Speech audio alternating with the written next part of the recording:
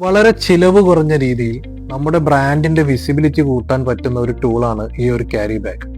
കുറച്ചു കാലങ്ങൾക്ക് മുമ്പ് നമ്മുടെ നാട്ടിൽ പല മൾട്ടിനാഷണൽ കമ്പനികളുടെ ഔട്ട്ലെറ്റുകളിലും ക്യാരി ബാഗിന് പണം ഈടാക്കുന്നു എന്ന് പറയുന്ന ഒരു കോൺട്രവേഴ്സിയൊക്കെ ഉണ്ടായിരുന്നു. ആ സാഹചര്യത്തിൽ കോടതി വരെ പറയുകയുണ്ടായി, ക്യാരി ബാഗിൽ പരസ്യമുണ്ട് എന്നുണ്ടെങ്കിൽ, സ്ഥാപനത്തിന്റെ പേരുണ്ട് എന്നുണ്ടെങ്കിൽ പണം ഈടാക്കാൻ പറ്റില്ല എന്നുള്ളത്.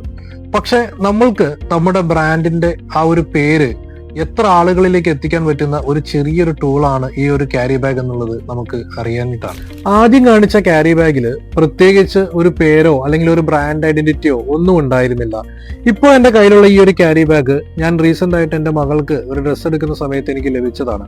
എനിക്ക് ഇതിന്റെ ആ ഒരു ക്യാരി ബാഗിൽ അവർ ഉപയോഗിച്ച ആ ഒരു ക്രിയേറ്റിവിറ്റിയും അതുപോലെ അവരിത് പ്രസന്റ് ചെയ്ത രീതിയും ആ ബ്രാൻഡിന് എനിക്ക് വല്ലാതൊരു വാല്യൂ എനിക്ക് തോന്നുകയുണ്ടായി. നമ്മൾ ഇത്തരത്തിലുള്ള ക്രിയേറ്റീവ് ആയിട്ടുള്ള ക്യാരി ബാഗുകളുമായി നമ്മുടെ റോഡുകളിലൂടെ പോകുന്ന സമയത്ത് മറ്റാളുകൾ ഇത് ഒബ്സർവ് ചെയ്യുകയും ബ്രാൻഡിനെ കൂടുതൽ ആളുകൾ നിരീക്ഷിക്കാനുള്ള സാധ്യതയും വളരെയധികം കൂടുതലാണ്.